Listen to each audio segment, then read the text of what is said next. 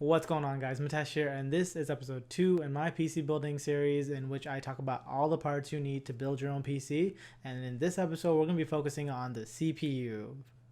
So for those of you who don't know, the CPU is really the brains of the computer. It's the thing that powers all of your application and does basically all the work inside of a computer.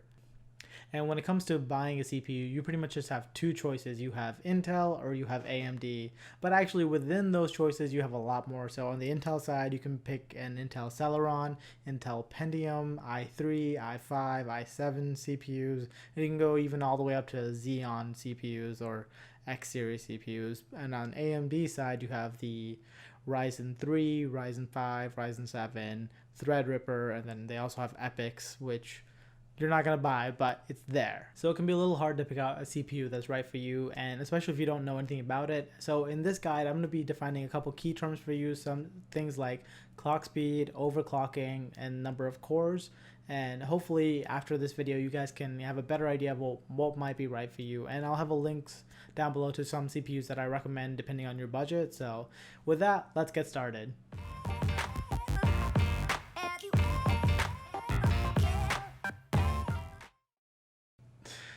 All right, so let's start off by defining what clock speed is, and it's a very important term, and what it basically denotes is the number of operations that your computer can do per second, and it's measured in gigahertz, and that means that it does billions of operations in a second. So it's a very important term because it pretty much determines how fast your CPU is going to be. So you'll see things like 3.3 gigahertz, 3.6 gigahertz, 3.8 gigahertz, all those speeds. And basically, the higher the number is, the faster your CPU is. That's a rough rule. It's not always true, but generally take it so that the higher the clock speed is, the faster your computer is going to be.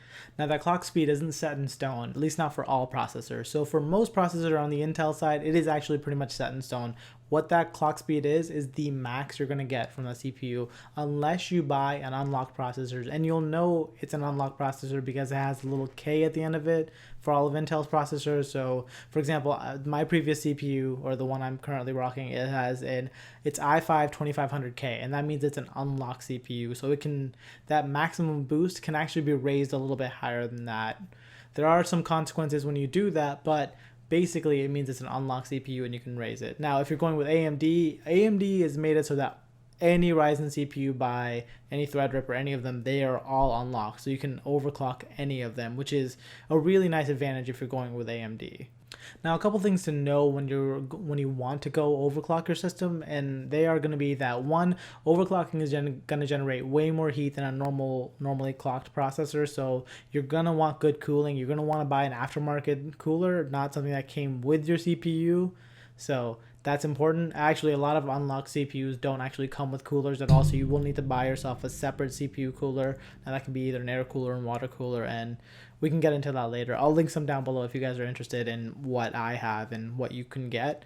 But so definitely cooling is very important if you're overclocking. So something to watch out for. Another thing is power consumption. So when you start overclocking to a good number, so for example, the i7 8700K that I'm going to put in my new computer, its base clock is 3.8 gigahertz, I believe, and it can go turbo to 4.4. But if you want to clock, you can clock it actually way past 5 gigahertz. But around 5 gigahertz, you're starting to draw a lot more power. It's starting to generate way more heat. So it's definitely something you got to watch out for. You're going to want a bigger power supply if you are going to overclock a lot.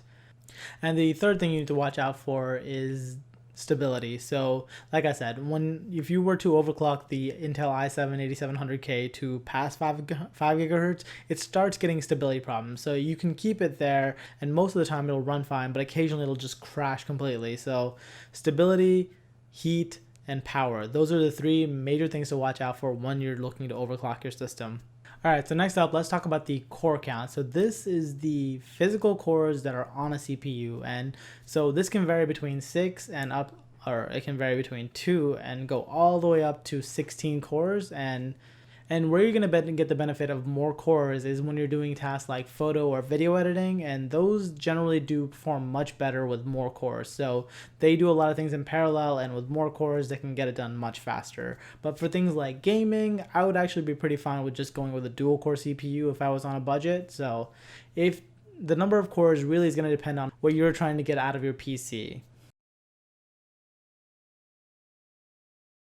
So those are a few key terms to know when you're looking at buying a CPU, and hopefully this guide can help you figure out what's right for you. So if you're doing video editing, you know to look out for more cores. If you're doing gaming, you know that if you want to go for a budget PC, dual core is just fine. And clock speed, as I said, the higher the better. But know that if you go on the Ryzen side, you can always overclock it and get some more speed out of it if you can. So there you guys have it. That's all I have for you guys in this one. If you guys have any questions about CPUs, go ahead and leave a comment down below and I'll be happy to answer it. Like I said, I'm going to be leaving a couple CPUs that you should check out in the descriptions. And the next one, we'll be talking all about the motherboard. So this is the thing that your CPU slots into, and there's a lot to know about motherboards. So let's look forward to that one. That's pretty much all I have for you guys in this one. If you guys liked it, go ahead and hit that like button. If you guys want to see more of these, go ahead and hit subscribe, and I'll catch you guys next one. Bye.